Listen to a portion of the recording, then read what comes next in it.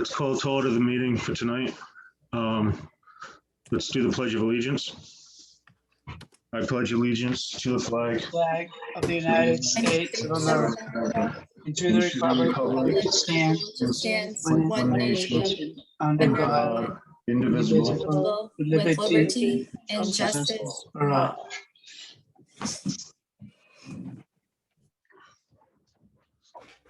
Yes. So go over the minutes from last month. Allie, do you want to share what you wanted to share first and then go into the minutes? Sean. Let's do. No, hold on a second, Allie. Hold on, Sean. All the members that are on Zoom should identify themselves. Oh, that's right. Allie, you want to start for us? Sure. Allie Sunart. Kristen Pires. Jill Haru. Sorry, Jill Haru. Steve Mullen. Sean Cassidy. Ken Pacheco, non-voting. And we got Vignan here. And did Nicole identify herself? No? Nicole, you there? I'm sorry. Who's Nicole is a member? No, she's Yeah. not. No, I'm sorry. That was me. She's a member of another commission that I'm on. Oh, okay. Okay, Sean. So let's go over the minutes from last month. Allie? Yep.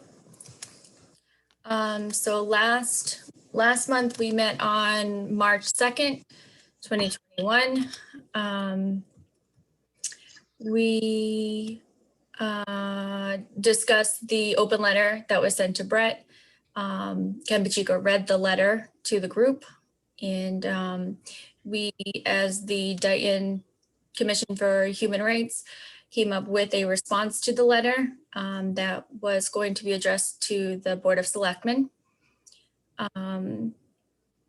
At that point, after we addressed, the next meeting on the agenda was the open discussion on the gay pride flag. Everyone in the group had the opportunity to take a vote, and the vote was either for no flag to be flown at the town hall, the flag to be flown all year round, or the flag to be flown only in the month of June, which is the official Gay Pride Month.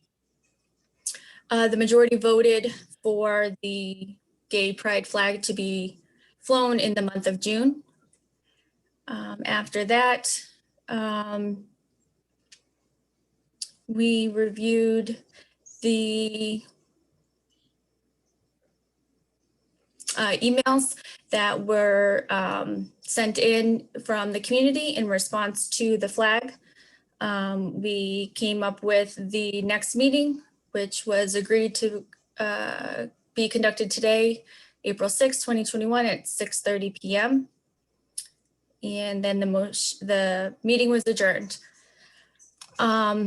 Before we go to select or to, I guess, approve the minutes from last week, I want to change my vote. I don't think that I was actually prepared enough for the opportunity to vote right then and there. I think that I was confused. I am in favor of flying the gay pride flag all year round. I think that it's a really good opportunity for the town. However, what I misunderstood was that where the location of the flag was going to be flown. I just want to go on record to say that I am going to change my vote to no flag being flown. And that's only because I would prefer if the flag was flown somewhere other than the town hall. I have no issue with the flag being flown anywhere, but I think at this point, the town hall should be just strictly for, paying bills, doing items specifically, and just not really have an emotion and just be completely neutral. I understand that me changing my vote does not change the vote that went forward. It didn't really contribute to the majority or the minority. But for the record, I'm changing my vote from all year round to no flag. Other than that, does anyone else have any comments on the meeting from last week before we approve them? No. All right, then I No. make a motion to approve the minutes from last week. I second. Thank you, Kristen. It's last month. Oh, thank you. Yeah, just- Last month, March. Time warp.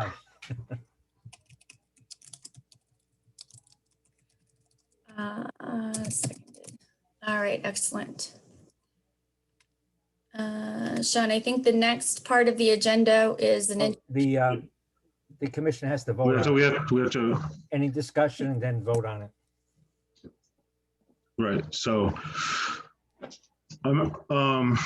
Steve, you approve the minutes from last month? Yes, I do. Jill, do you approve? Sorry, yes. Okay. Ally, yes, I vote to approve the minutes. do you approve? Yes.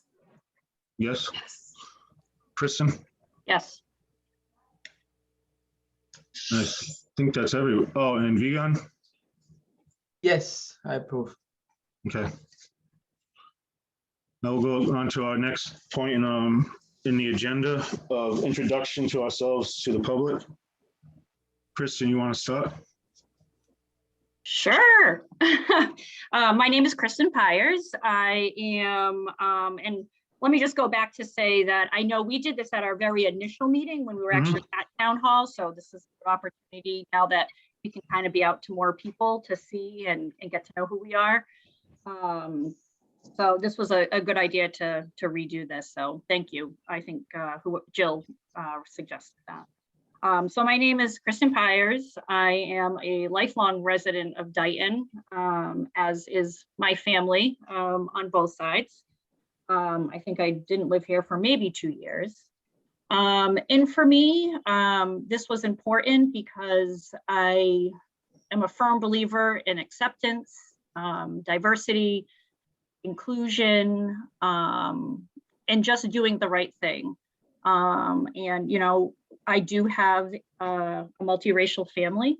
So, you know, and we've had some of our own experiences here, mostly positive.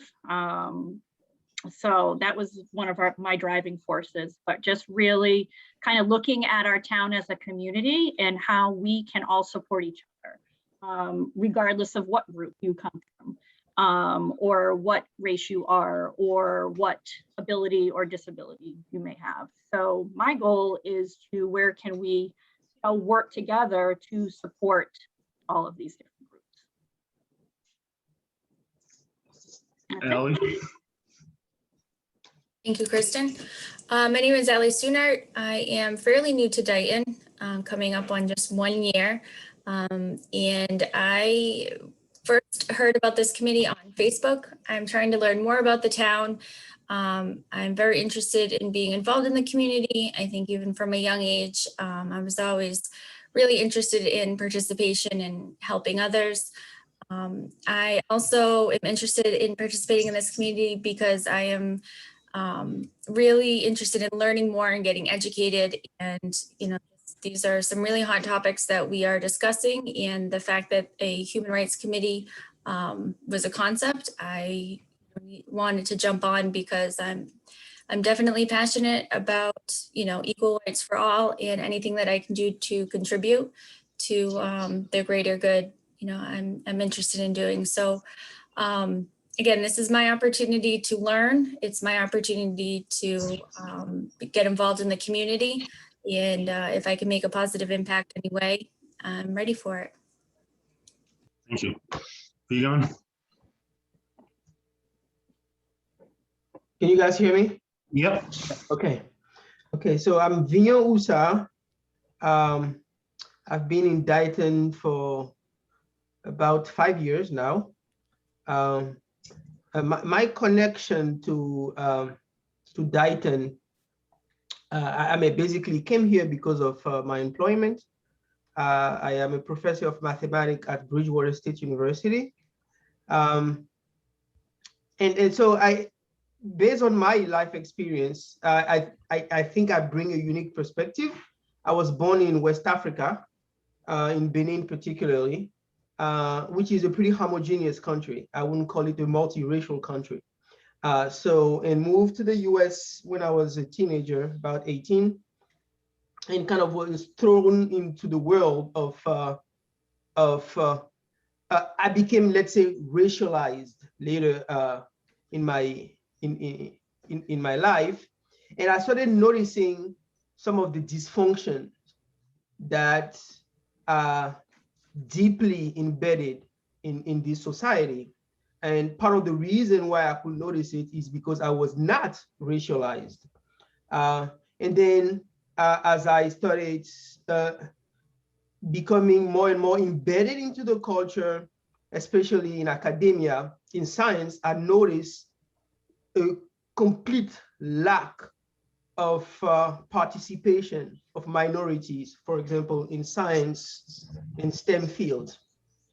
And I've been actively trying to do whatever I can do to help this situation. And so, for example, during the whole COVID, during last summer, after George Floyd was killed publicly, my wife Lindsay and I, we organized a rally / protest, whatever, in Dayton. And I've been ever since wanting to help and continue to be part of the discussion so I can bring a unique perspective. Thank you. Thank you very much. Jill? Hi, I'm Jill Haru. I've been living here since 2012. I have 2 kids in the school system. I have a 4th grader and a 1st grader. I work as a licensed mental health counselor, and I run a program through JRI that's contracted through DMH. So I see so many different aspects of the importance that, you know, as a community, we can really make in kids' lives and in adults' lives across all genders, racial ethnicities, LGBTQ, mental health. And I just really wanted to make a better community so that our youth growing up feel accepted for who they are, no matter who they are or how they identify. So that was my main goal of getting into this. So I want to make sure that we're progressing rather than just staying stagnant. Thank you. Steve? Hi, folks. This is Steve Mullen. Have been a resident of North Dayton for the last almost 3 years. Lived on the South Shore previous to moving here. I work in high-tech management. I am a national member of the Human Rights Commission, and human rights and equality on every level are very important to me. This includes many marginalized sections of society, including those with mental health conditions. I've been a proponent and a fighter for LGBTQ rights, including marriage equality, and proud to say that being a member of the LGBTQ society, we have seen quite a bit of progress over the years. And recently we've had a lot of rights, we'll say, reassessed and validated again with the current administration. I feel that being a member of this town, I would like to see progress, and I would like to be a part of doing whatever I can to help educate and have more of a cohesive society where everyone is treated equally and with respect. Thank you. Roberto? Hi, I'm Roberto Font. What can I tell you about myself? It's important to know that even though I was born in Philadelphia, but I was raised in Puerto Rico. And yes, I'm Latino. So when I came back to Philadelphia, I was easily reminded of my visible ethnicity, of being visibly different. And so I dealt with that kind of discrimination as a Latino, because you look at me and I would very often be like, oh, where are you from? Yes. Can't see you. Yeah. What's your name? And I would say proudly, Roberto. And I was told several times, anglicize your name. Say Roberto. And I never did. I said, that is not my name. And I'm not going to anglicize it. And I'm glad I did. I think it gave me greater strength of character, but it was a constant reminder. I was constantly reminded I was different, or that my culture, because of my culture, and I was much more, I can say it because I'm Puerto Rican, loud and proud. And so I was very often told, oh, tone it down a bit, be more subdued. In other words, be more Anglo, be something that we are comfortable with. And that's not who I am. So anyway, I did eventually go to college, and I was a music major, and from there I transferred into elementary education. And I became a bilingual teacher, a Spanish dominant teacher, where I taught all the subjects in an elementary school. It was the model school in Philadelphia. And I taught all the subjects in Spanish to Latino children. And it was because the reason I was hired, as others, were to serve as role models for Latino children, and to get Latino children out of special ed classes who were wrongfully placed because they could not speak English. So they were very often put 2 or 3 grades behind where they should be. From there, I moved to Cape May, New Jersey, and I was a teacher of gifted students. And I also team taught with an excellent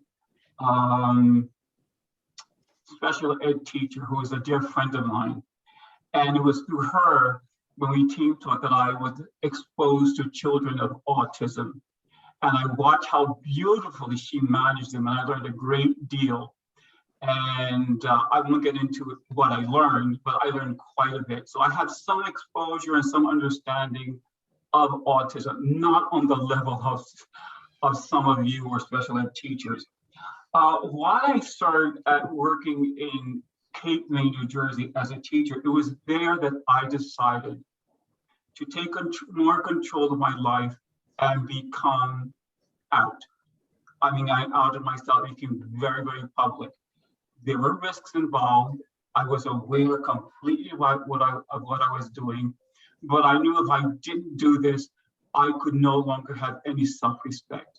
It was very tiring in lunchrooms to talk about, what did you do this weekend? And I had to be very, very careful and be gender neutral.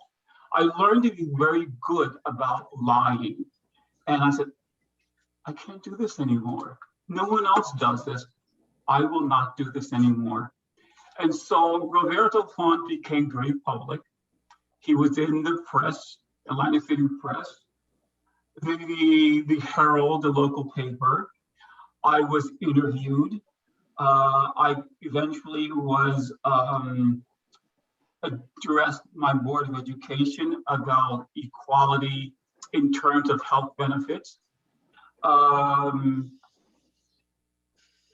Then Marriage Equality of New Jersey reached out to me and asked if I would be on their board. I accepted, and they asked me if I would be the representative for Cape May County of New Jersey. And that's where I got to do even more public speaking and more educating. And from there, I became social director of a group in Cape, New Jersey called Gables, which was an outreach program. And we did some community work to help primarily those who were HIV positive. Again, more public speaking. I then moved to Vermont, where I became very involved with marriage equality. Again, more public speaking, debates, and Steve knows this, there's a video of me actually debating one of the archbishops who, fortunately, he spoke first. And I'm taking notes of it. I gotta refute this is a lie, this is a lie, this is a lie, this is a lie.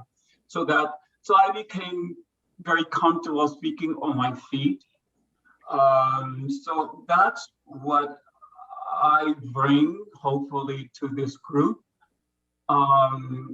Is it personal? Absolutely. And very often people will tell me when I speak, well, Maria, you shouldn't take this so personally. I say, no, I should. It's about this person. It is personal. I live it. I know it. And I became very good at recognizing different forms of discrimination or discomfort. It comes in many colors, many different levels. And so it's very easy for me to spot. Okay, I'm done. Thank you for listening. Oh. Thank you, Roberta. Did you want to share? Because you're a member of the group. Who are you speaking to? Mr. Pacheco. Oh, okay. I didn't hear you say the name. Okay, so I'm the representative for the Board of Selectmen. I've been in town about 33 years, so I'm new to town. I have two daughters. One of them, my oldest daughter, is married to someone whose family came from Colombia. So my grandchildren, as well as he, is Latino. And my other daughter is married to somebody whose family came from Haiti. So my other two grandchildren are Haitian. One of my grandchildren from that family lived upstairs with us for a little while, as well as my son-in-law. And I can tell you that he was stopped by the police, and not in Dayton, but some of the local towns, just going to work. And my grandson was bullied a little bit in the Dayton middle school. So clearly it's something that has affected my family. I call my family the United Nations, but prior to being a selectman, I was a probation officer for approximately 35 years. And just one of the many experiences that I went through, I was there probably about a year. This is early 80s. Some of you probably weren't even born then, but anyway, it was the early 80s. And the Seekonk police brought in the old days, they would bring them right to the probation department when they arrested somebody so that we can interview them. And this person I was interviewing, you ask your name and you the address, and I circled male, and he said, no, he says, I'm a male becoming a female. And the people behind me in my office, I'm at the counter, people behind me, the cops, they all kind of chuckled and everything else. I circled male and female, and I says, let me finish this interview in my office so that this person has some privacy. But that is just a classic example. I think things have changed a little bit, as Steve was talking about, but it hasn't changed that much. And that was just, they all got a big kick out of it, my co-workers, and not my boss. My boss is very progressive, but the support staff, the two police officers from Seekonk. So that is one of the many reasons why I wanted to be part of the Human Rights Committee. So I'm glad that Brett brought this to the Board of Selectmen to form a Human Rights Committee, and I asked if I could be the representative. We did almost had to flip a coin because he also wanted to be, but I prevailed, and so I'm now a member. And as Patty has mentioned, my daughter, who lives in Easton, is part of the Human Rights Committee in Easton. She's an active member. So this is something that's very dear to me. That's it. Thank you. Thank you, Mr. Pacheco. And I'm Sean Cassidy. when I seen that Dayton was starting a human rights committee, I was very interested because I've served in Southeast Asia with peace and development in Thailand.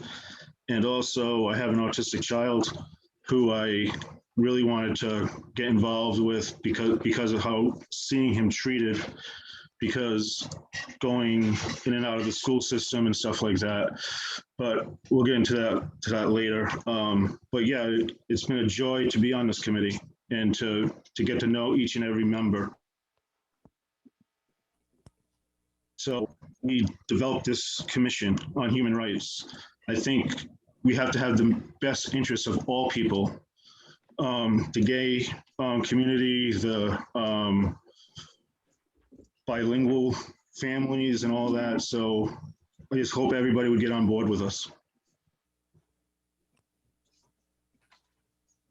Did we get everybody? I think so. So, We do have a couple of members that are not here tonight. Right. Unfortunately. Ali, do you have the mission statement that you could just read to accompany us? Yes. Of course. I think that's a great idea. And I do want to confirm the members that I have who are already sworn in that were not able to meet tonight are Nicole Campbell and Lisa Miner. And at this point, I will read the mission statement that this whole committee contributed in. And it took us probably about a good meeting and a half, maybe even more, to come up with this, because I think I can speak for the whole committee that we really wanted to make sure that it included, every party that, is currently, fighting for their human rights, but then also any party in the future that may also kind of come up that would also need the assistance from our commission. So at this point, our mission statement is: the purpose of the Dayton Human Rights Commission is to promote and protect the rights of all people. We aim to empower and build a stronger, more unified community that recognizes inclusivity, acceptance, social equality, and justice, and the respect of its diverse population. I really am proud of this mission statement. I know that we can all kind of talk about it, but I really think that we were very strategic. We put a lot of thought and effort into this because, again, our mission is to empower, people in our community, to educate the people in our community, make sure that everyone is included, accepted, and that there's really social and justice equality all across the board. It really doesn't have a specific agenda. We're not trying to be super political. I'll speak for myself, but I'm not trying to be super political. I'm not trying to kind of impose any,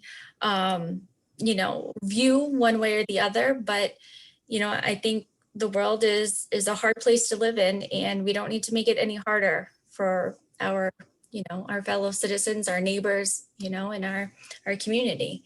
And if this is one way that we can just kind of all be nice to each other, I think that this is a really good opportunity, and we can start small and make a big impact. Well said, Ellie. Thank you. Thank you. Jen, Yeah. Go ahead, Sean. Jen, want to say something?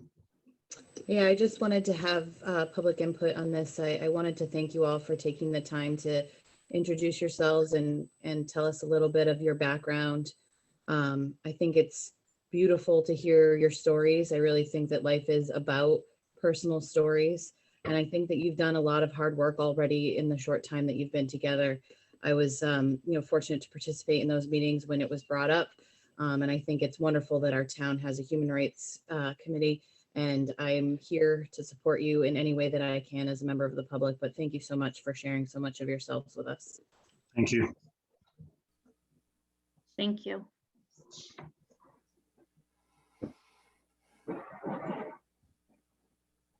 So what is next on the agenda, Sean? Um, Ellie?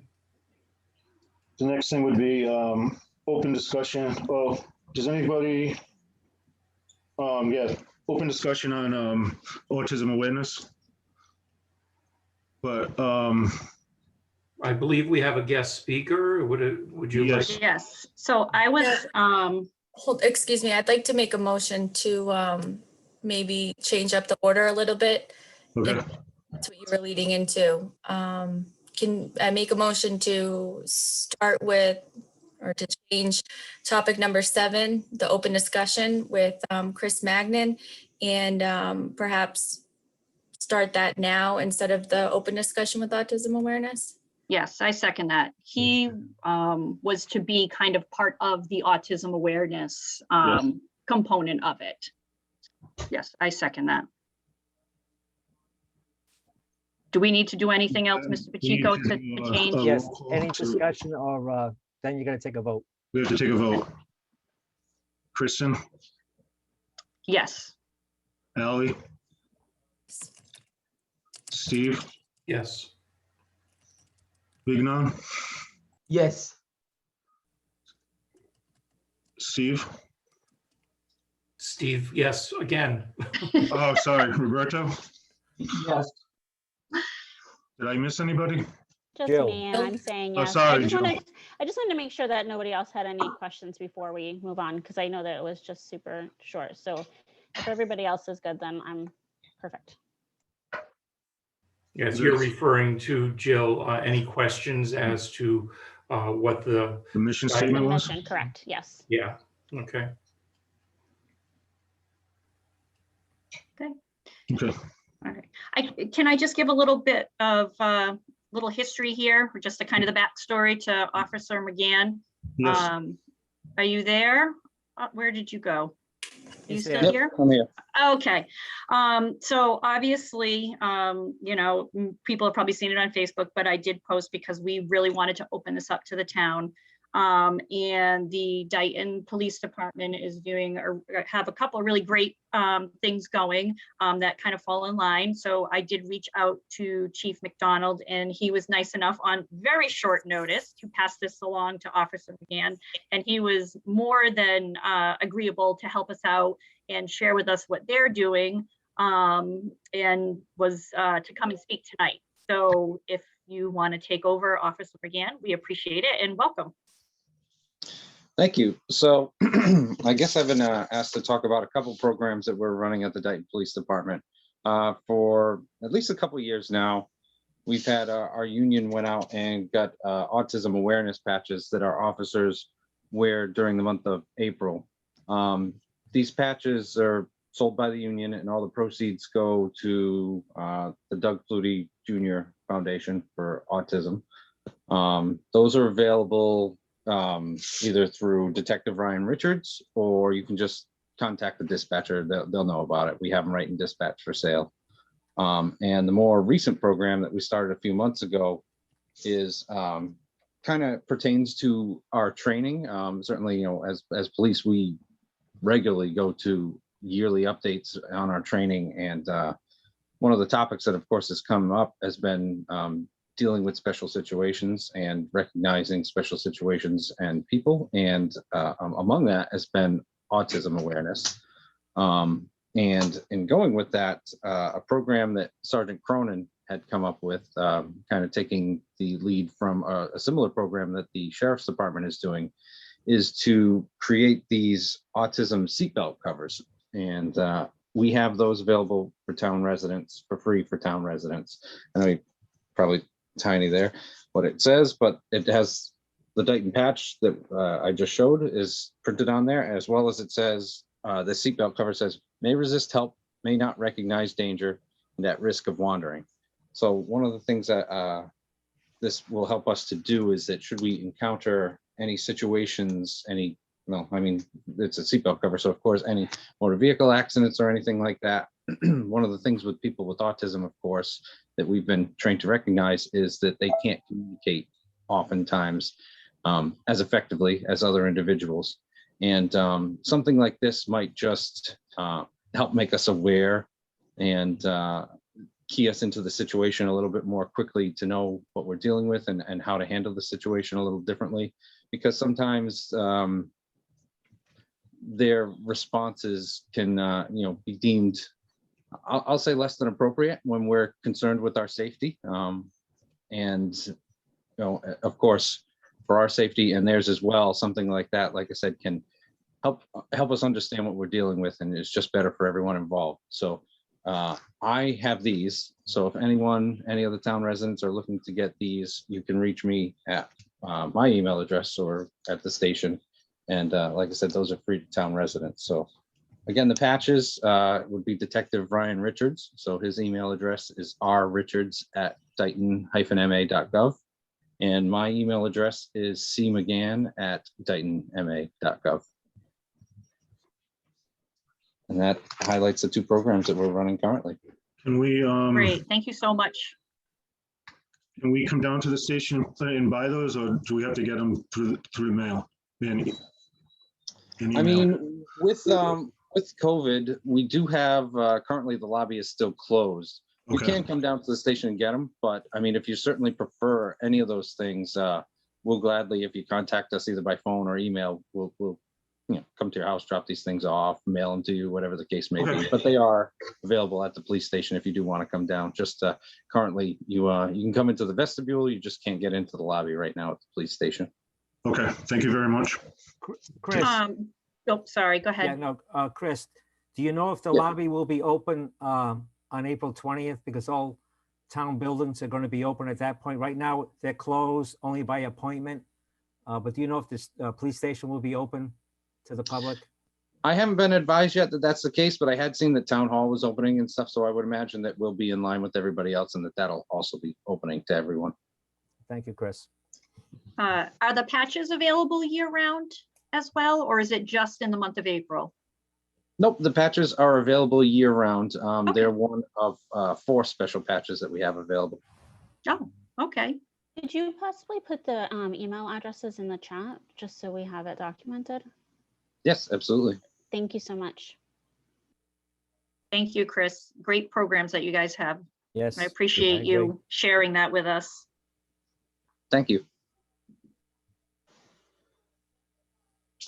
For the record, I will add the link and the 2 email addresses that Mr.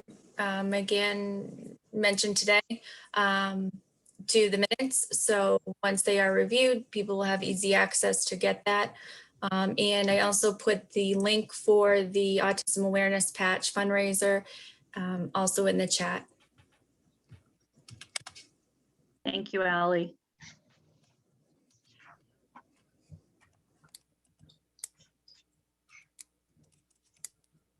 Okay, so do we need to make a motion to go back to number 3, Mr. Pacheco? I gotta move my cat. He's on, what's number 3? Number 4. It's not Four. number Number 4. It's number 5 it's at this point. Number 5. Yeah, 5. Yes. Number 5. We would need, To go back to, do we have to make, somebody should make a motion to go to agenda 5. Okay, I make a motion to go to agenda 5. I second. Thanks. okay. Steve, do you Take a vote. take a vote? Yes, for Steve. Yes, for Ally. Yes, for Kristen. Yes, for Jill. Yes, for Sean. Yes, Roberto. And Vignan, did he? Vignan? Ignan. Yes, for me too. Okay.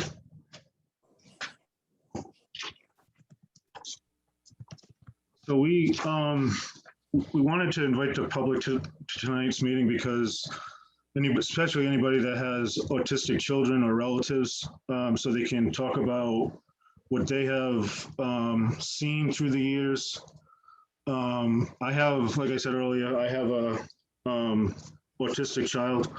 My son Daniel, he's 21 now. But some of the opposition that we fought against him growing up was horrible.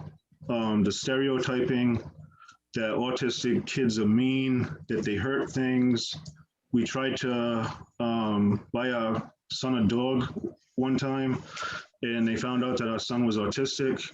And when they did, they wouldn't sell us the dog because they felt that my son would hurt the dog, you know, and my dog, we've had dogs, you know, and my son has done nothing but love on those dogs. But it's just the stereotyping that you get, you know, that all autistic kids are mean, that, you know, we dealt with a lot of problems in the Dayton school system, and them telling us that he would never amount to nothing, that he would never be able to have meaningful relationships and all this stuff.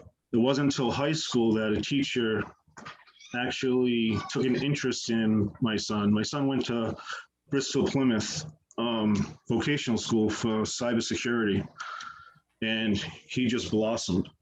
And now he's in New England Tech on the dean's list since he enrolled in school, and he's getting ready to graduate from college. And this is a kid that they said would never be able to do anything. So you see how people, they just don't understand. Like Officer Chris said, you know, the biggest thing with autistic kids is they can't communicate like we communicate. So they get upset, they'll go into fits sometimes, but it doesn't mean that they're a mean child. It just means that they're having hard times of communicating what they want to get out. And I remember dealing with my son with it, because when he was younger, he was diagnosed when he was 2. He couldn't talk until he was 8. So we had to do sign language with him. But once we started the sign language with him, he started to calm down because he was able to get some of what was in his head out, you know. And how you think about it, how would you feel if you're trying to say something, you can't say it? You get frustrated and you get all this, you know, and people just don't understand that. And it was something that would truly hurt me and my wife, and that's why I really joined the committee, because I wanted to see better things for my son. Because not everybody in the community has accepted him, and still to this day, but there have been good people that have put into his life, like Tony from the Computer Bond. When my son graduated, he took him on in an internship program to get him used to working and stuff like that, and had patience with him and taught him stuff, you know. So if we could just see through the eyes of somebody that's autistic and what they're trying to communicate with us, I think we as a community and as a society will begin to treat them a lot better. Is there anybody else that would like to share? Thank you for sharing that, Sean. Yeah. Jen, do you have something that you want to contribute? Thank you. Sean, thank you so much for sharing all of that. I don't know if your son would ever be open to meeting my son, but I think it would be very meaningful for him. Yeah. I have an 11-year-old. Yeah. He's a wonderful kid. He's at Boy Scouts right now. We were fortunate or unfortunate that fire, when he was 10 months old, brought us in. And I says we ended up getting early intervention here in Dayton after we moved here, and we still get to see his early intervention specialist on a regular basis because she's local and she is giving of her time, and to 11 years later still be connected with somebody who knew your child when they didn't speak is incredible. And you know, my son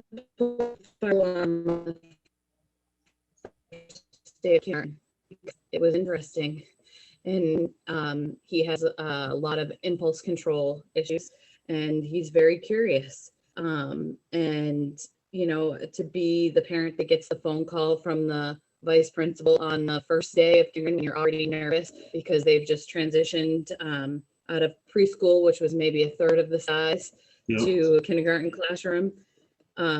It's hard. It's difficult to be a parent, getting those phone calls all the time about behavior. He's very smart. He is incredibly kind. The thing that he has missed most during this pandemic is giving hugs. He loves to hug and be hugged, and it's very hard for him to understand. It took a long time, and still he has trouble and hesitates right now because he wants to run into people's arms and he wants to squeeze them. He'll safe when he gets that hug back from somebody else. But that can be, it's been isolating for him this year because he doesn't get those hugs back, and that's a form of communication for him. Yep. That's how he feels secure. And you know, he may not say things in the same words. He repeats a lot of words that he hears. If he watches YouTube video or he hears something in a video game, he'll repeat strings of phrases and things because he's memorized them. He's experimenting the language and trying to figure out how it works. So he can often be misunderstood.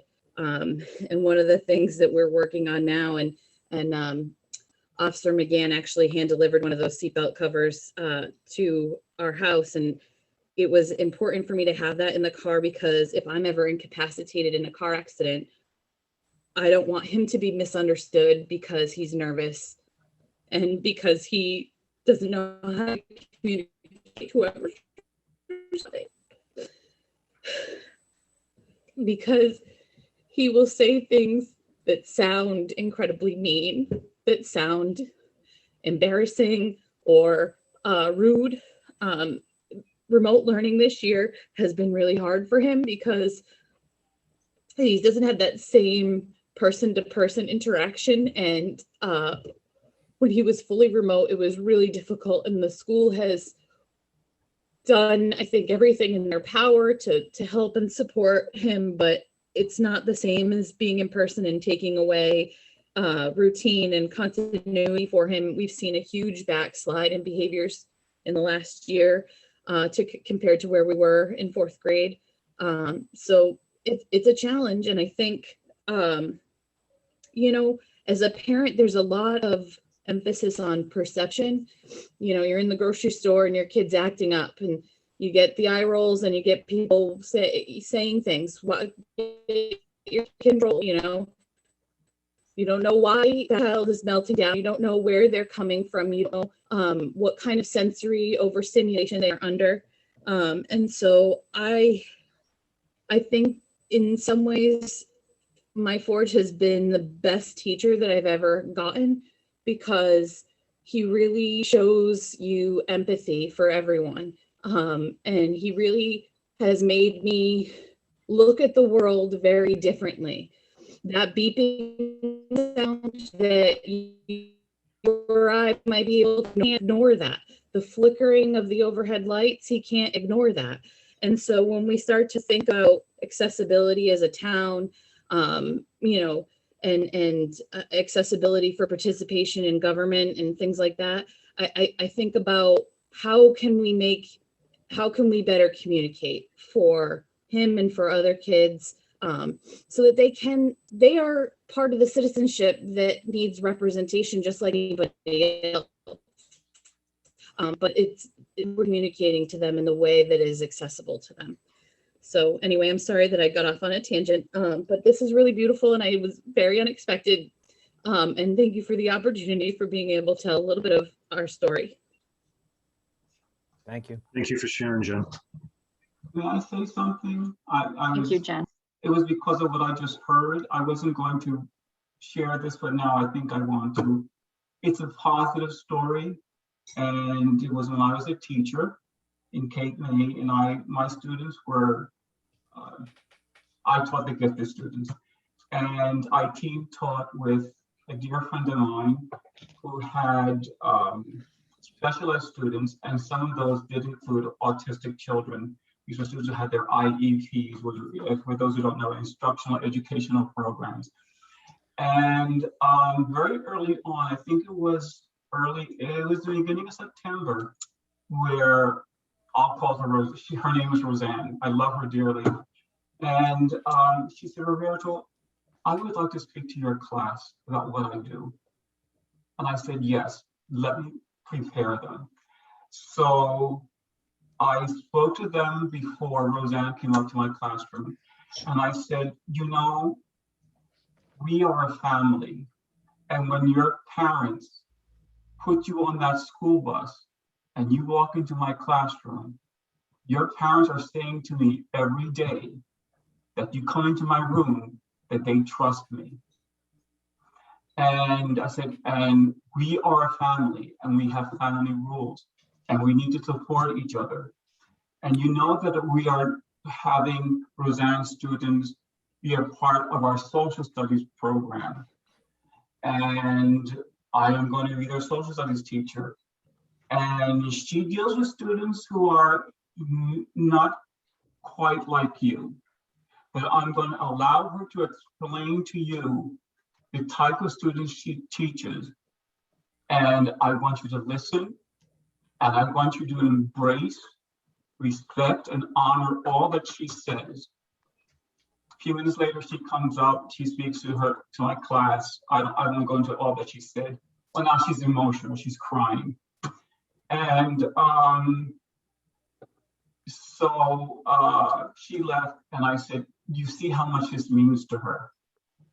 And so we have to remember that, and I didn't mention the word autistic because she mentioned that she teaches autistic children. And the autism has a range, and you know, Asperger. I mean, I'm not as well versed as some of you, but I did learn. And I want to share this, which was I call, it's not a happy ending, but a happy beginning. I was teaching, part of the curriculum was ancient Rome.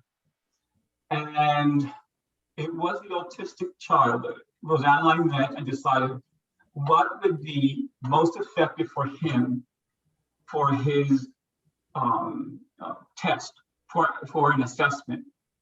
And we both decided that it would be best for, and I remember his name, Ricky, to this day. He was fairly verbal and had this incredible recall and could not take notes, but he could remember. And he had this uncanny ability to mimic, I don't know from where that comes.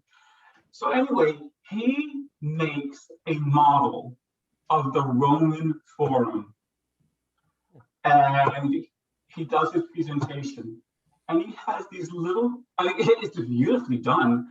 And he has these little chariots. And there he is with his little 6th grade hands moving the chariots around the arena. And he mimics the voice. I don't remember Howard Cosell. Does anyone remember him, that voice? I do. I do. Oh my God, there's Ricky. I'm going to do my best. Forgive me. And if you want to laugh, go ahead. So he says, and now we have chariot number 1, Marcellus, and right behind him we have, and he's come up with these ancient Roman names, and then he has them crash.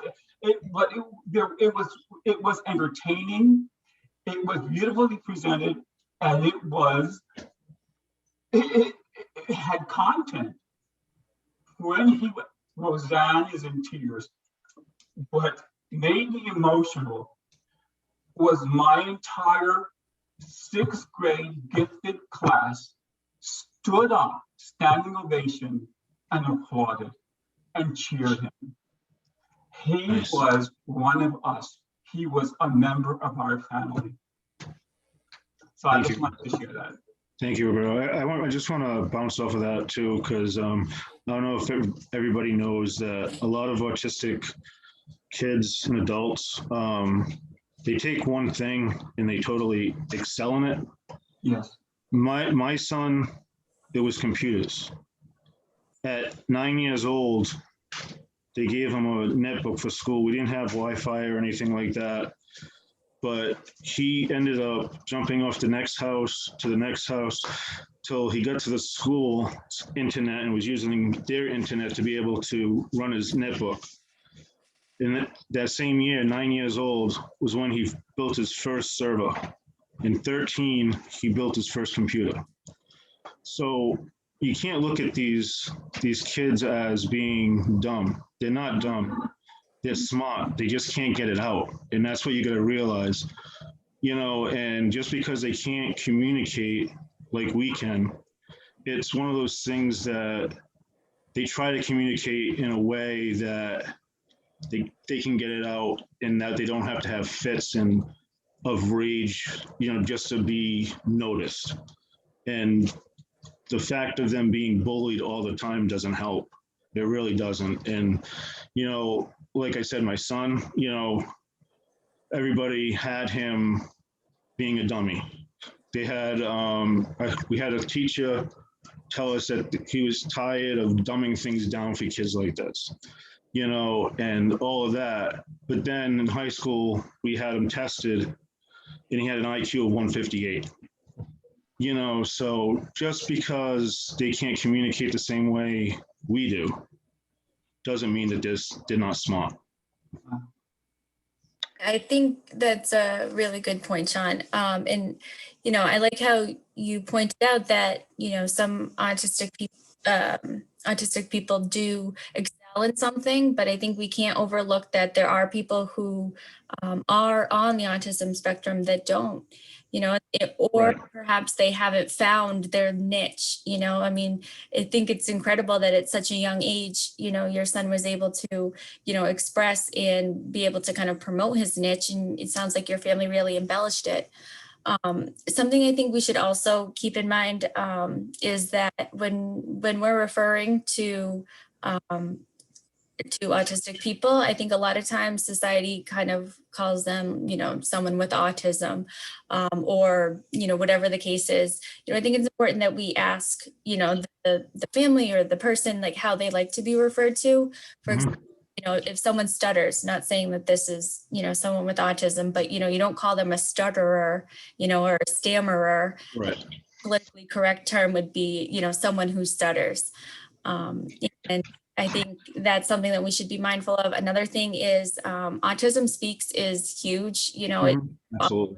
all over the country, but I think that we should also be very careful of, if you are interested in, you know, donating to some sort of autism research foundation or something like that, just be careful with Autism Speaks sometimes. I think that it's really important that, you know, companies also, you know, want to hire people who do have autism, because they can bring a whole new characteristic and a whole new dynamic to the workplace.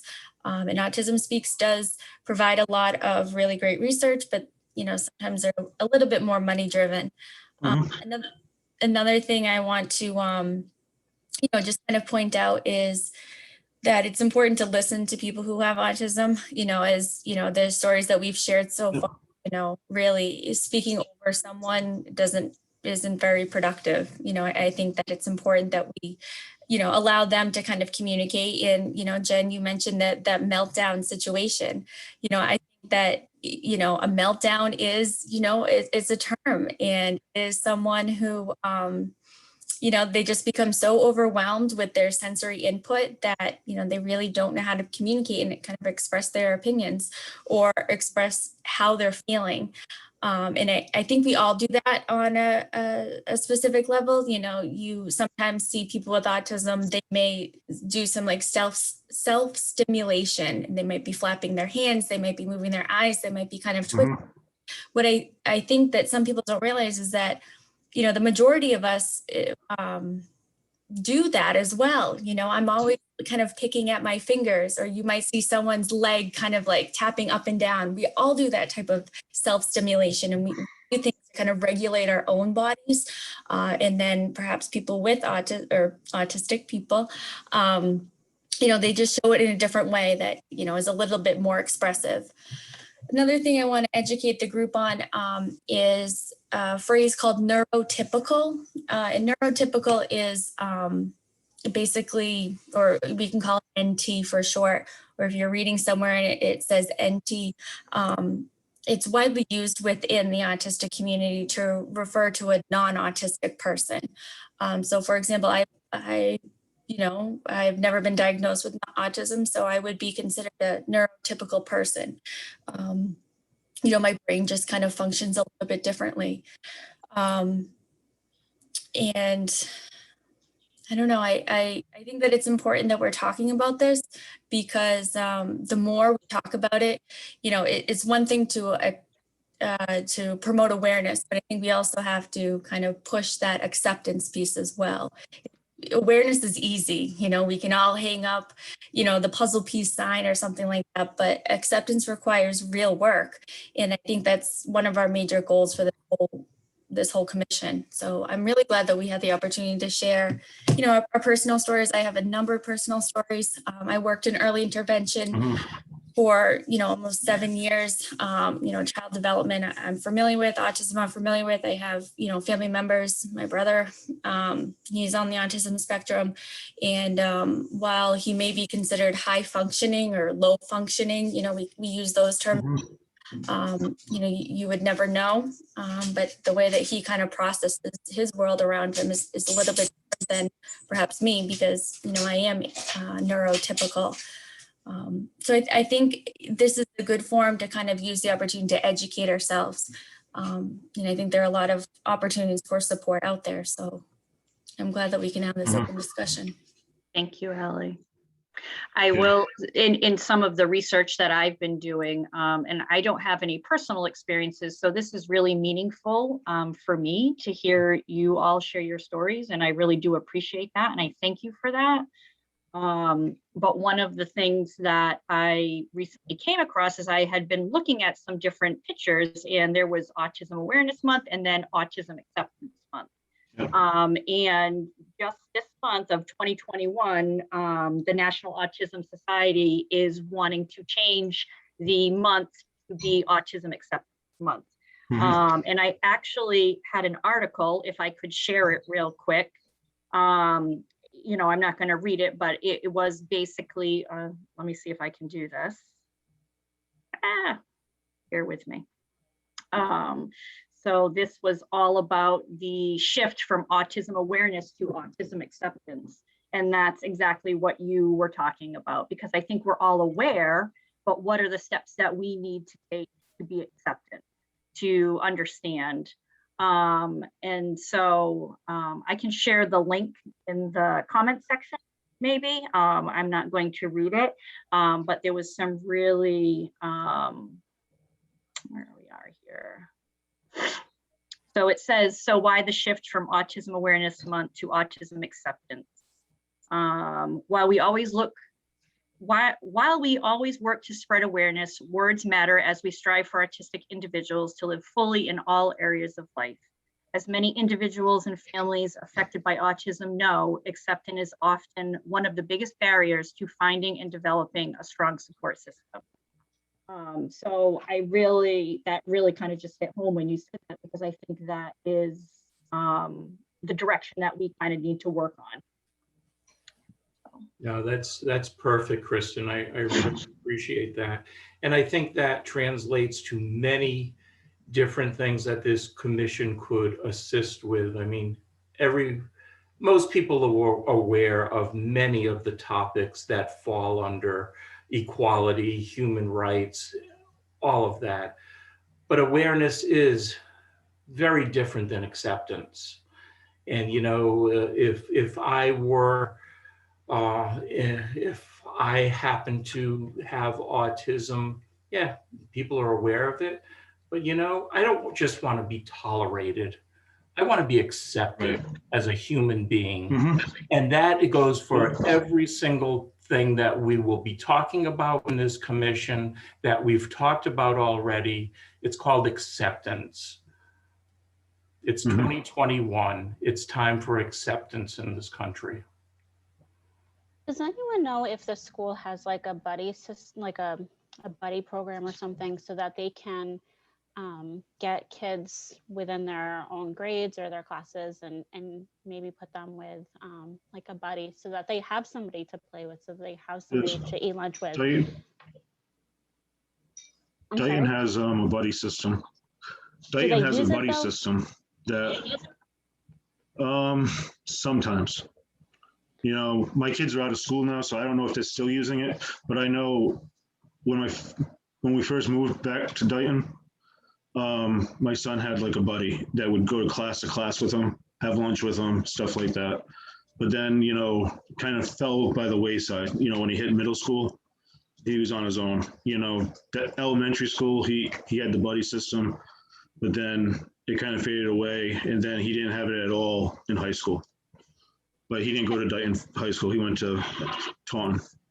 And I don't mean it to be like a forced friendship, but like, you know, one of my son's best friends is autistic, and they just formed a relationship. And they're not in the same class anymore, which is hard for both of them. They wanted to be together. So I'm just trying to figure out if there's some way that maybe we could get into the school system and really talk about, you know, getting like, not only making everybody feel accepted, but also making the other kids aware, and accepting them for their differences. Everybody wants to be accepted for your differences, right? That makes us all unique. So yeah, I think the high school may have a buddy system, because I've attended the last 2 graduations, and every so often one of the graduates, they would announce that that person participated in the buddy program. So whether it's from earlier than high school, I'm not sure, but they have in the school system, they do have a buddy system. I'm not sure how involved it is, how big or how small it is, but they do have it. Jen, as a mom of an 11-year-old, do you know of anything that's active? Is that still going on? So in addition to being a mom of an 11-year-old, I'm still serving as the interim president of the Special Education Parents Advisory Council. So I'll say a couple things. One is my son has been in a fully inclusion environment his entire school career, which I think has been hugely beneficial for him. And the cohort of kids that he's been with have known him since he was really, you know, in preschool. And we were lucky enough to have a preschool program here at Dayton Rehoboth, and then transition into Dayton Elementary School. And that school is so small and so woven together that I think all of the kids really know him or knew him in elementary school. I think the challenges are when you hit middle school, there's a whole other level for every kid in middle school with puberty and hormones, and there's all of this interpersonal pressure that's happening. And so while I don't know of a buddy system, I do have to say that our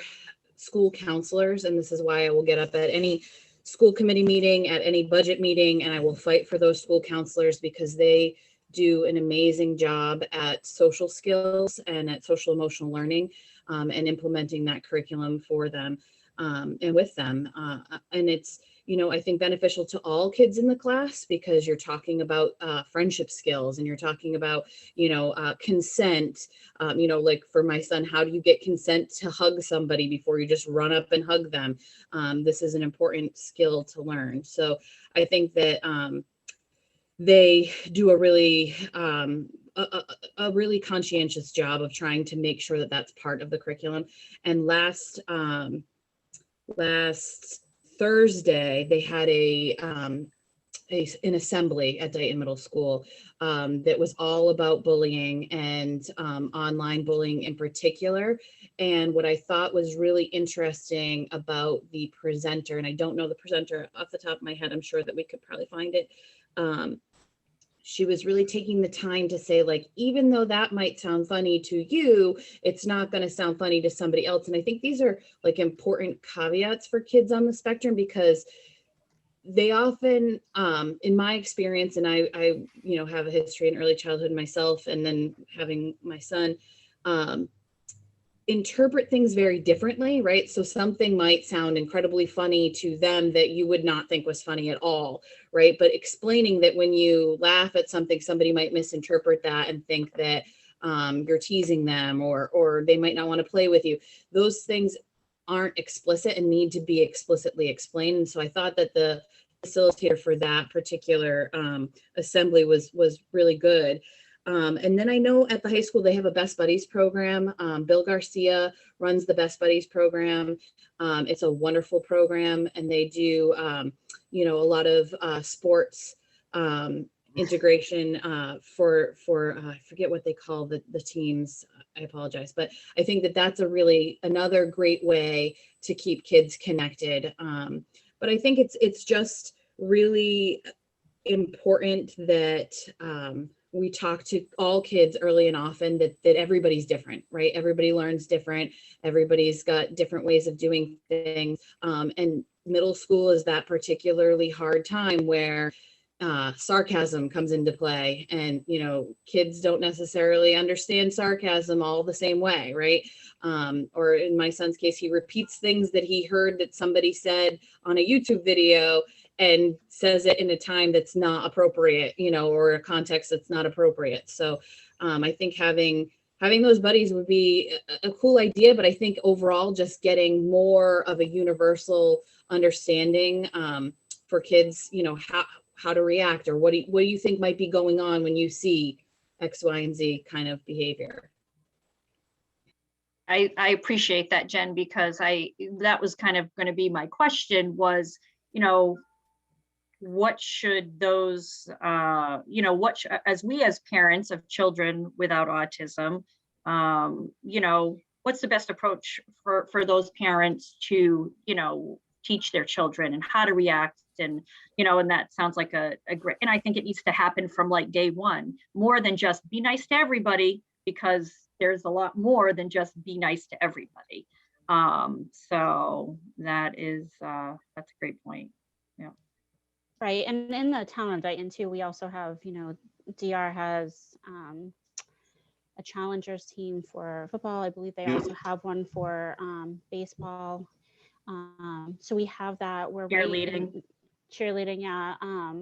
In Swansea, there is Positive Synergy, which is an agency that specializes in autism. There's the Department of Developmental Services, which has an amazing amount of services that if your child does not qualify, they can still point you in the right direction of getting an appropriate provider, or if they want to direct you over to the Bridge Center, which is in Bridgewater, and they have equine therapy and a bunch of other things. There's the Fernandez Center, which is run out of JRI, and that's in Fall River, and they have occupation therapy, they have speech therapy, they have pretty much any kind of therapy you could possibly need. So we do live in a very, very good area for getting services for children. But it's not just about services, it's all about, again, just accepting them. Yes. Sean, go ahead. I think the more we talk about it, I think the easier it will get for other parents to kind of come out and talk about it. And, it's always going to be something that's, emotional, because, you have so much love that you're giving to your children and your family members. But, perhaps the more that we kind of talk about it and get familiar with it, the more people kind of who buy those patches and are kind of promoting, it or the seatbelts, again, it goes along with, the more opportunities we have to show off the gay pride flag, the more opportunities we have to, hang signs, posters about acceptance, the easier all of this will become. So we're getting there, guys. We are. Right. Sean and Jen and anybody else that maybe is on the call, what would there be any advice or suggestions for a parent that maybe is just entering this with their child and maybe is newly diagnosed, and what to do and what direction to go? And I would have to say to early get your child diagnosed and have a diagnosis for them, the more you'll be able to get like early intervention, you'll be able to get different fundings from different autism groups. Like when my son was diagnosed when he was two and a half. So we got him into early intervention at that point. We ended up getting hooked up. We were living in Fall River at the time. So we were able to get them hooked up, my son hooked up with early intervention there. Autism Awareness, they have a building I believe it's the south end of Fall River. And they gave us like all kinds of different things that we could do to help him to move him along in a better way. You know, like I said, we didn't know about the sign language at that time, so we started talking to them, and they got us hooked up with people who taught sign language to autistic kids. So we ended up going out and buying all kinds of books on sign language so he could communicate.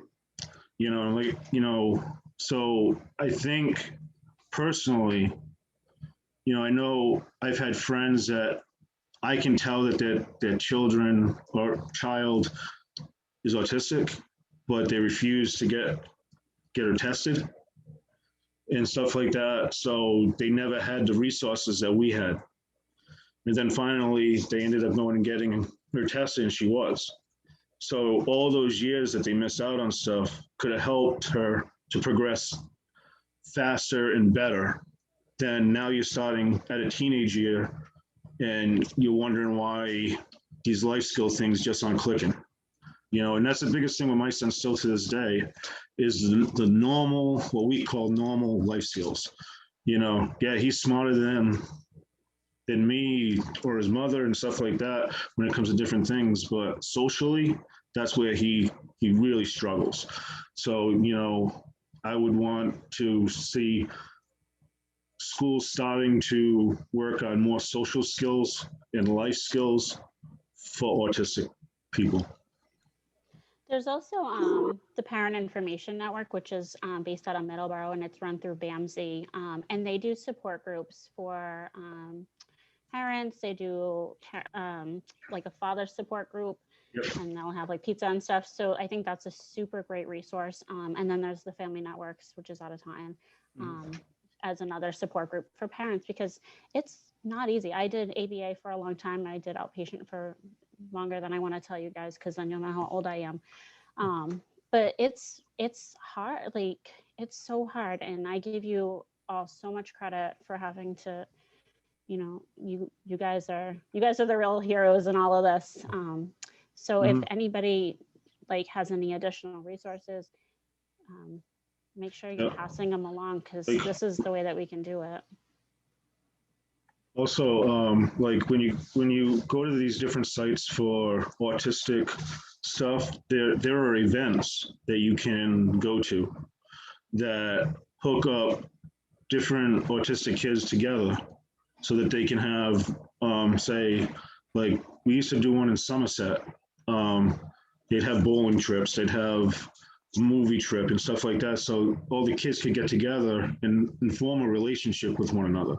Because, you know, who knows more about autism, the kids or kids that don't have it, you know? So getting together and understanding one another, it was a good avenue. I don't know if Jen's had any experiences with stuff like that. Yeah, so my son, well, he was nonverbal at 2 and we were able to get him into early intervention. He was not diagnosed with autism until he was 8. And we had to go to Boston Children's to get that diagnosis. And he's diagnosed with autism, ADHD, and what's called developmental coordination disorder. Some people might know it. Sounds just like my son. So we struggled for a long time because we didn't have that diagnosis on paper. It was really hard to get him the services that he needed. So I would agree with you that early intervention is supremely important, and it gets you your foot into a lot of supports. We went through what is the place in Taunton? Associates for Human Services, and they were wonderful. And they still have events and things that we can connect with them. But they had like a parent support group. They had a feeding group because my son is a very picky eater. But once he was finally diagnosed when he was 8, we were connected with Community Autism Resources. I shared that link earlier. And they are wonderful organization. And annually at Francis Farm in Rehoboth, except for this past year because of COVID, they have their annual autism 5K and walk.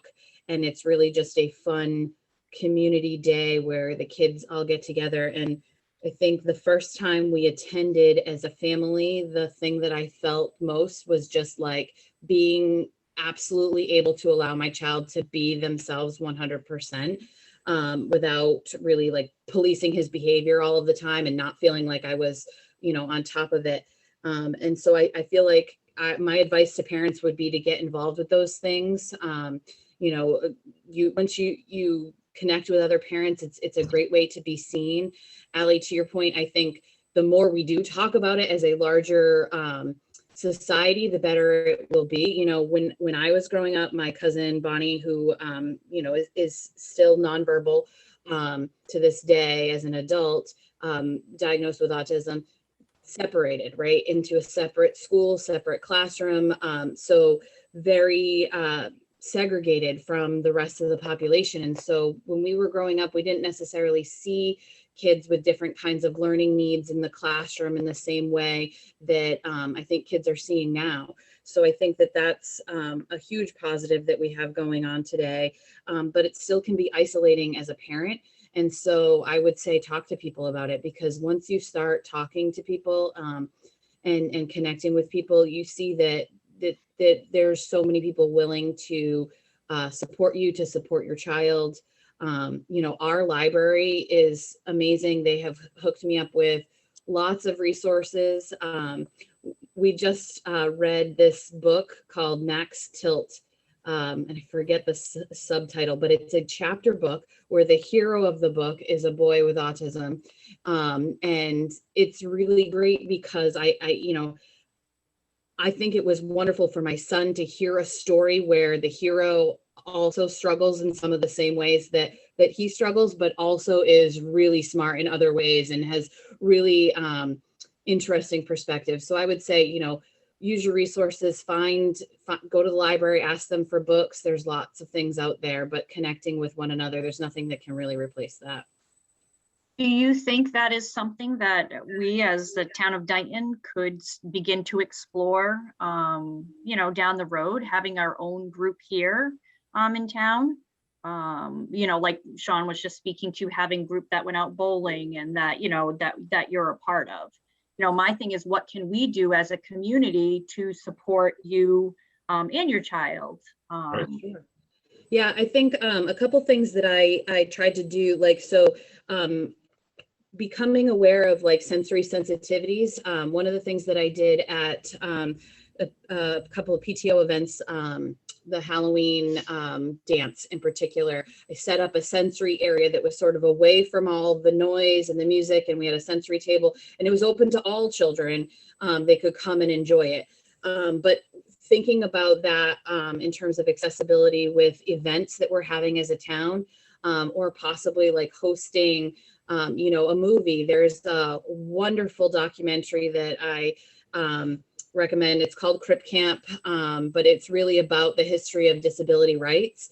And that could be a cool thing to showcase, or, having a book club, a reading book club, or a Pokemon club, because, a lot of kids get obsessed with Pokemon, but it's sort of universal across kids, whether they are, have autism or not, or a video game club, or things like that are points of interest that set up opportunities for that socialization, and opportunities for parents to connect with one another, because we tried a lot of sports with my son and nothing has stuck. It's very difficult for him to participate. And that's one of the main ways as a parent that you get to know other parents, right? And you get connected with other parents and you socialize with them is through whatever activities your child is doing. So I think setting up more opportunities that are inclusive of all abilities will help for those parents to become connected with other parents.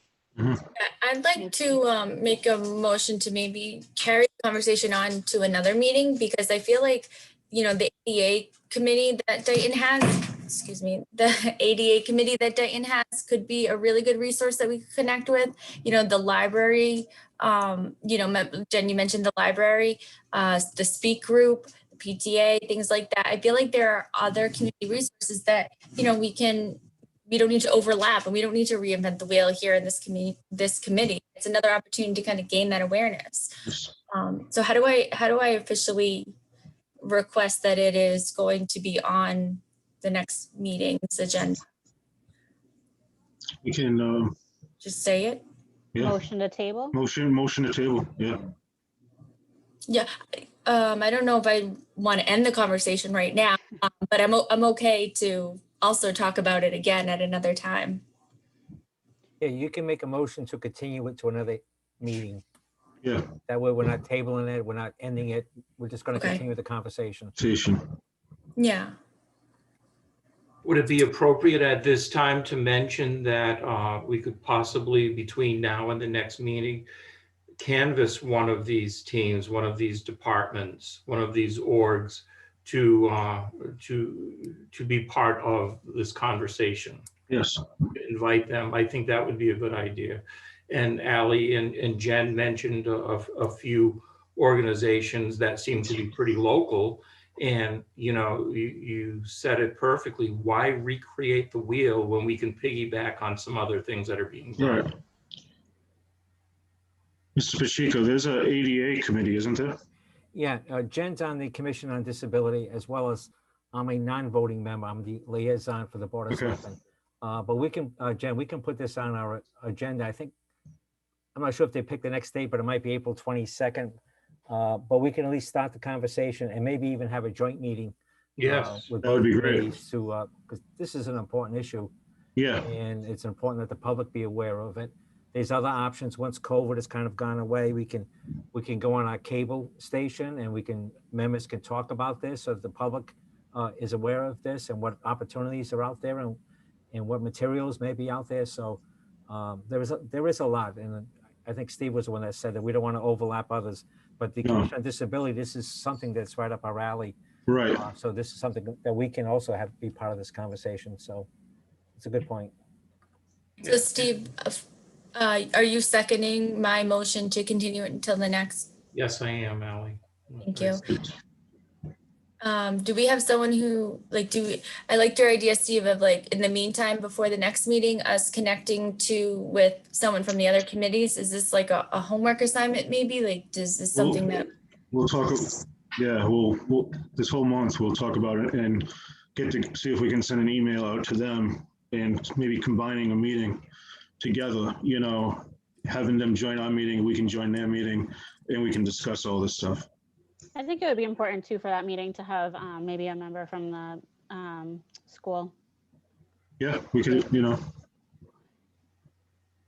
Idea. Well, the advantage we have right here is, look, we have cross members. We have Ken and we have Jen. So, we already, I hope, kind of got the ball rolling here. Mr. Smith, I think, was on the call. Kevin was on the call as well. I don't think he's on anymore. So. No, and Nicole Mello, also a member of the Commission on Disability, was on also. Oh, okay, good. I did not. That's great. Yeah. Well, there's definitely a lot of commonality, so I think that's a great idea.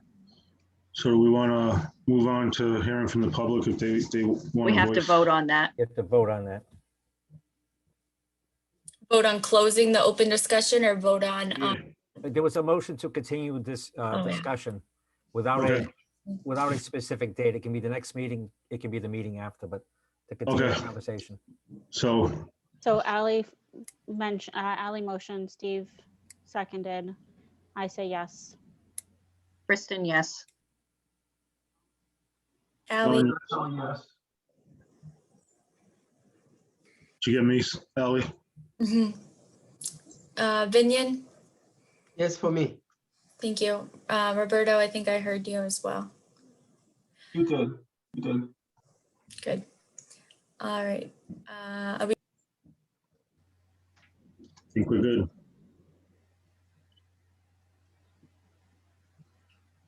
Are we? Sorry, I was muted or something. Are we moving forward with the public input now? Yes. Thank you. Does anybody from the public want to speak? Yes, my name is Leonard Ho, 760 Main Street, Dayton. Yep. My question is, will the next Human Rights Committee meeting be a hybrid meeting with on-site attendance allowed? I think that's a really good question. And I think we're at the one of the last town meetings. I think Mr. Mullen voted, or somehow it was brought up that I guess the committees could could vote on whether or not we were going to continue 100% virtual or do the hybrid. Is that right, Mr. Pacheco? Yes, so the Old Town Hall is open. It can hold up to 13 people at a time. There's normally 2 people from cable, so that would make it 11. But it would also be a hybrid so that so the public can participate. I'm not sure how familiar you are with that, Sean, to be able to run a meeting like that and also have it. We have a big TV screen in the Old Town Hall where the public can participate if they have a question or whatever. But the members would be the ones that would be attending physically. All members don't have to attend physically. There can be some, as Ali mentioned, a hybrid meeting, but that's a possibility. We would have to schedule the hall, and we would also have to make sure that cable's available for that. So you would record it on Zoom, but it would also be on cable. And it's possible it could be live if we wanted it to be. I would be in favor of meeting in person. I'd be in favor of meeting in person. So do we want to have a vote on whether we, make a motion? I motion for meeting in person. Or for those who feel comfortable to meet in person. Right, so it's really hybrid. Yeah. I think it's a good idea that we're bringing it up, but because it wasn't on the agenda, does that make a difference if we make a vote on something if it's not on the agenda? It should be on the agenda, unfortunately. But we can, because the town hall is open, I don't see how we can stop the commission from meeting in person or having a hybrid meeting. I mean, Yeah, and plus it came up in public input. So, I think it's important that we can have that recorded. And then, actually one of the last pieces of the agenda is to confirm the date for the next. So Kind of group it all together. That's a good question, Mr. Hall. Thank you for bringing that up. Thank you very much. You're welcome. anyone else? Hey, Robert Woods, 158 Chase Street. Welcome, Mr. Woods. Hey, how you doing? I'd like to say it was an excellent meeting tonight, by the way. Autism is very special, and I'll make this brief.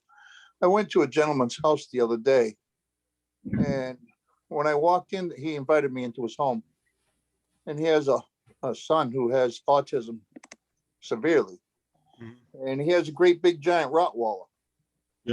And he said I was the first person ever to walk in their house to where the Rottweiler didn't go crazy, and his son embraced me.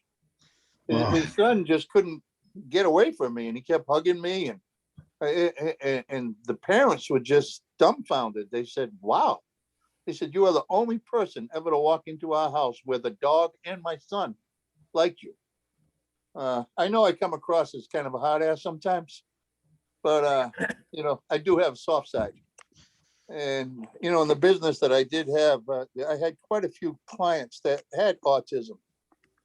And they were always great with me, and the parents were like, I can't believe how good he was. So there is a special place in my heart for, people with autism and people with disabilities and, any kind of, challenge that anyone may have.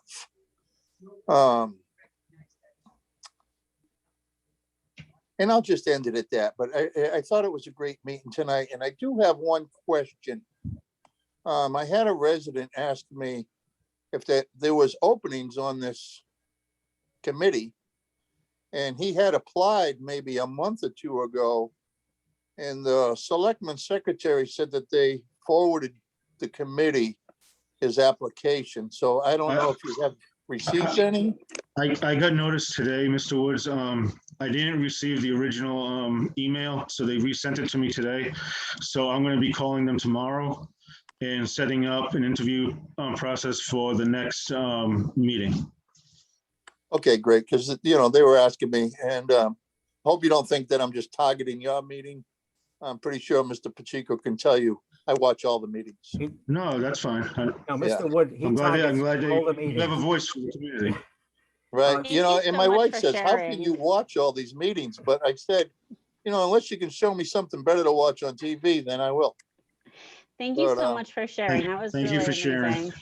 Right. So, Well, thank you very much. And Thank guys you, are Mr. doing a great Woods. job, yes, especially Thank Alex. you. She's a good secretary. Mr. She Woods, is the then, best. so I was made aware by Leanne that there was somebody interested in joining the committee. I had asked her to send it to Sean. I'm sure it happened, but like a lot of things, Sean had sent me an email a couple of weeks ago asking about this because I mentioned to him there's somebody that's interested in joining. We need to interview this person. And his email got stuck in my junk mail. I just found it today. I think I mentioned that to you, Sean. But I Yeah. did talk to Leanne this morning. I said, don't we have somebody who's interested in joining the commission? And she said, yes, I'll send it again. And I got it today. I know that Sean got it today. So Sean will be contacting this person and we'll be inviting this person to our next meeting and we'll have an opportunity to interview this person and make a recommendation to the Board of Selectmen. Thank you. When they said the information was with the secretary, that wasn't me, secretary. I'm not. No, it was the Board of Selectmen's support staff. So Can I have a public input question? It's not, I don't know what other time to ask. So this is a serious question. So we have the town website. How do we go about getting that updated to reflect what we're doing, like updated with our members? I apologize for not fully knowing and understanding, getting our mission statement and our goals posted on there. Who do we contact and what do we do to move forward with that? yeah, I think you should talk to either Karen, contact Karen Brady, or Sean can contact Karen Brady or Leanne.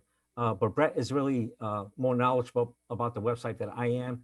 There's a lot of stuff on that website that isn't up to date, quite frankly. Right. It needs to be up to date. And I think no matter who gets elected as our next select board member or Board of Selectmen member, they'll both be interested in having, I've heard from both of them that they're interested in having the website better than what it is right now. So we could email Karen or Leanne with that information, Yes, because especially because we're such a newly established, group, and we worked really hard on, the mission and the goals, and we want the townspeople to know, who we are and what we represent and what we're trying to achieve. So, at least if it's in a central location where people can do that. So, okay, Right, so maybe we could do that, Sean. I'll send out an email to them and asking them how we can go about getting our mission statement and our goals put up onto the website. Great, thank you. Yeah. Would that include having like a Facebook page for? I try not to go on Facebook because I just can't. I just can't. So do you think that is that like an option that we can do? Like if somebody wanted to run and manage like a Facebook page just for our commission, so that if people have any issues that they can message us directly, or like how would that work? Well, the town has we have a website and we also have a Facebook page. Right, but should we have our own? I don't know if we can, quite frankly. Okay. No, I just wanted to pop in real quick to just mention the Attleboro Council does have a Facebook page, and they advertise all their events there. So anyone that does have a Facebook could probably check that out. You don't have to like their page or follow them. You can see all that information that's there, and it is separate from the city. From the town. Thank you. Good to know. So is someone interested in starting a Facebook page for this group, or we can put it on the agenda for the next meeting? Put it on the agenda for the next meeting. I'm not it. I'm just saying that for the record. You brought it up. Brought it up just Brought it up, you own because it. you put in so much work to notify everybody of this meeting. It would be wonderful if we just had a page, but I did think about that. I'm not going to lie, it crossed my mind. Yeah, well, we can talk I don't about go on that my in a own. minute. I'm not going to go on somebody else's. So. So Ken, I have a question. Since there is a town Facebook page, yes, isn't that, why can't that send out messages or, calendar, not invites, but schedules and things like that? Rather kind of be a push rather than just a stagnant website. Yeah, no, it can be, but I think what Jill was talking about was, or maybe Kristen was talking about a Facebook page that people can contact the group if they have a Yeah, concern. any or issue, questions whatever. and stuff So like that.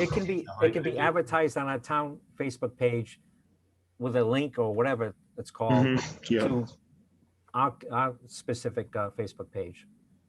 Hmm. So we can advertise on the town.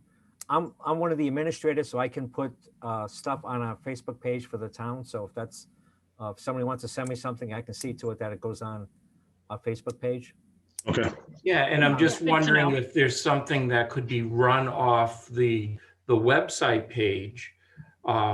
Because I believe I saw it for some of the different departments where you basically say, if you have any questions or concerns or input, and set up an email alias on the web page on the town website, you know, for the Human Rights Commission email, whatever that would be. I Yeah, wonder if that would can be happen, something. and I think that's what Kristen was talking about, Yes. a website, the Yeah. town website that, you know, all the committees, the Commission on Disability, for example, is on it.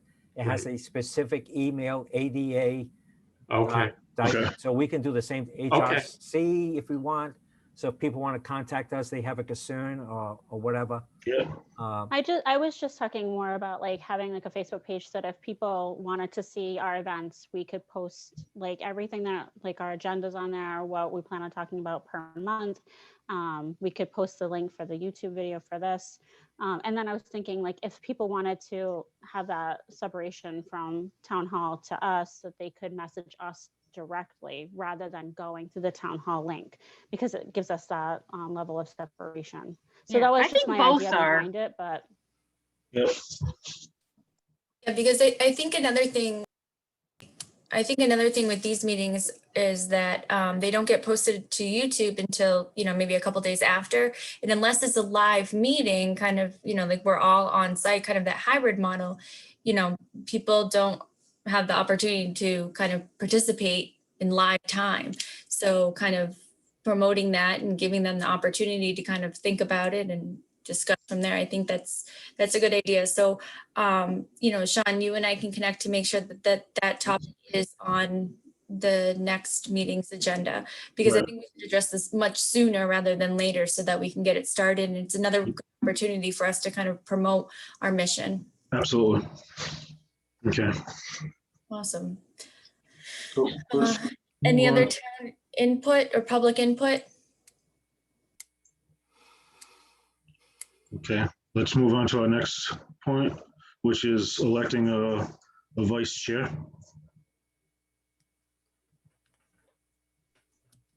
Who wants to be vice chair?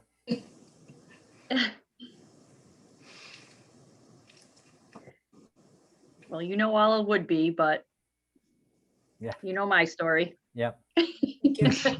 I understand, Kristen. should we table that until we have more of our members? Because we are missing 2 of them, and I think it's an Yeah. important conversation. So I motion to table that until our next A motion meeting. to continue to the next meeting. Okay. Do we have a second? I second. I think that's a really smart idea, Joe. Yes. Kristen, yes. Ally? Yes, yes. Stephen? Yes, yes, yes. Roberto? Absolutely, yes. Jill? Yep. Kristen? Yes. Bignon? Yes. I'm a yes. Anyone else that I might have missed? I think you got everybody. Okay. So if we're sticking with the first Tuesday of the month, May 4th would be the next meeting. Is that something that's good for everybody? It's good for me. Yes. Yes. Yes? Do we May need to vote 4th. on that? Yes. Okay. Steve, Are we- yes. Well, Jill, yes. yeah, I'm not sure. I'm not sure we need to vote on it because I've Oh, told okay, Leanne Okay. for the calendar that we're meeting. Because I thought we voted on this a while ago that we're We going to did. meet the first Tuesday of the. So I don't think it's a good reminder to everybody, quite frankly, that it's May 4th. But I'm not sure we need to vote on it. Okay. Okay. Okay. Would that be only if we were to like propose to change it, I guess, in the event that that didn't work? Yeah. Okay. Okay. And is this another opportunity to talk about hybrid or online or? What was that? You broke up a little. Yes, this is when we would discuss if it would be hybrid or all Yes. virtually. So it sounds like the consensus is that we want to meet at Old Town Hall. Yeah. Yeah. So Sean, when you contact Leanne, see if it's available. Okay. And then if it's not, then we'll have to have a Zoom meeting and we'll have to figure out what day is available for us. But I'm pretty sure this day is available, the first Tuesday of the month. Okay. So just to be clear, this would be for members that choose to meet in person. Members that choose not to meet in person would still be by Zoom. Virtual, yeah, by Zoom. Right. And then we would be opening it up to the public only by Zoom. Virtual means. Yep. Okay. That's correct. Until we can get more people in Old Town Hall. Right now it's still 13 people and I understand we're still red in Dayton. So Are we gonna have members of the public there, or is it just gonna be just us as members there, and then public would be Zoom? It's going to be just us because we already have 10 members. Yeah. Yeah.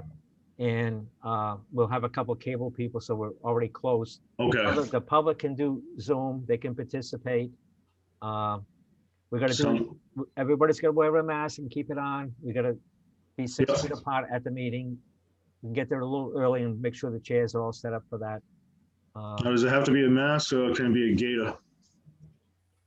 I think a gate is okay. Okay.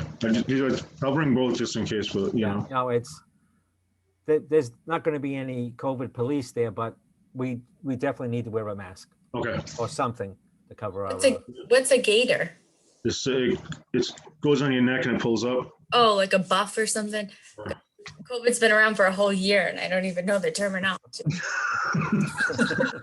Whoops. We wear at work, so, you know. And then also to confirm, Ken, once this will also be able to be blasted on the Facebook. You know, Sean can put a request in just to remind people that it'll be a live meeting and members have the option of being on site and.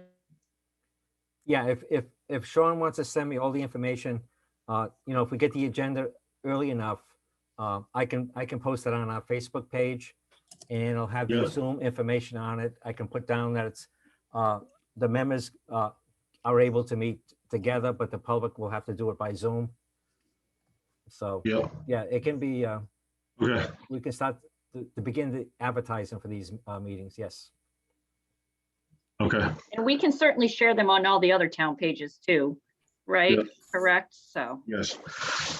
Oh, so Al, just regarding sharing, I just joined the Lions Club and we have a new thing that you can put in front of your house. It's a hot, I think it costs $5. You know, we're a small town with a big hot. You can write anything on it you want, but we're encouraging townspeople to flood their properties with this. It's a fundraiser for the Lions, and it's also a fundraiser for the Friends of the Library. So it's a good opportunity. But if we can all think about it, and you can put whatever you want on it, and keep it in front of your house, and I think it's a good idea. Okay. I didn't come up with it. The Lions Club came up with it. I just think it's a great idea. Westport, other towns are doing it. Westport is doing it. So it's a good idea. Once we get all the political signs down, we can, I think they're on sale at April 12th at Araujo's, the library, although the library's closed, and a couple of other places. But we'll get all these signs up all over the place. It'd be great for the town of Dayton to kind of get us together and unite us a little bit. So. Okay. Can we also confirm, just as a reminder to our group, town elections are this Saturday, April 10th, is that correct? What time? 7 a.m. to 5 p.m.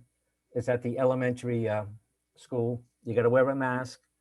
They'll provide you with gloves if you want gloves and hand sanitizer, all that kind of stuff. It'll be safe. They'll have plexiglass up for the workers.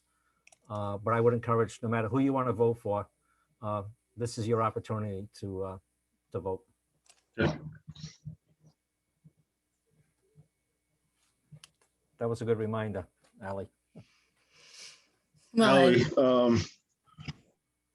we'll try to get together tomorrow or the following day and try to get everything together so we can get it to Ken for the Facebook and all that stuff. So I'll send you my phone number and stuff later on tonight. yeah, I So, think that's a good idea. I can, I can help with getting the agendas out there, kind of organizing it, especially since right now we don't have a vice chair. So we'll work together on that. That's a really good idea. okay. And look at this. But what, in the event that nobody wants to become vice chair, Yeah. what happens? Then we nominate somebody and Yeah. they just do it. Yes, we I'm nominate. gonna Newest bully member, you the guys newest into member. doing We could nominate somebody tonight who's not at the meeting, and we could vote on them, and they'd be the chairman, the next vice chair at the next meeting. Yeah, exactly. They're not here to defend themselves. Voluntold. we are anti-bully, remember? Yeah. And Vignon, did you get an invite for the GroupMe page yet? No, I don't think Okay, so. we'll send that out to you either tomorrow That sounds great. or the next day. So download the app for GroupMe, and then the invite will come through your email. Okay. Okay. Thank you. Yeah. So that's how we keep in touch during the month. So I haven't. Yeah, I checked it yet. remember reading that somewhere. have one, I Ken? was looking for, I remember downloading the app, but couldn't find it, couldn't find the group. okay. Ken, did you ever get an invite for that? No, but I did download the app. I know I have it on here. Okay. So I'll have to do a little bit more research. So we'll get you the email out there to invite you to it. Sure. Okay. Thank you. Yeah. Should we Anybody? motion to adjourn? Anything else? No? I think Jill just made a motion to adjourn. Is Do there we a have a second? second? I'm motioning to adjourn. I second. I agree. Ellie agrees. Does everybody agree? Yes. Yes. You got to do it verbally. Yep. Kristen? Yes. Yep. Yes. Joe? Yes. Steve? Yes. Steve, yes. Vignan? Ally? Yeah. Jill, you, I motioned, I agreed, I can. yeah. Good luck, Mr. Hall. Good luck, Ms. Tuskowski. Yeah, good luck to all the other, Yep. Good luck. All the other school committee. Mhm. Thank you guys so much. Everybody have a good month. Good night. Have a Bye-bye. nice weekend. Bye, Night. Thank you.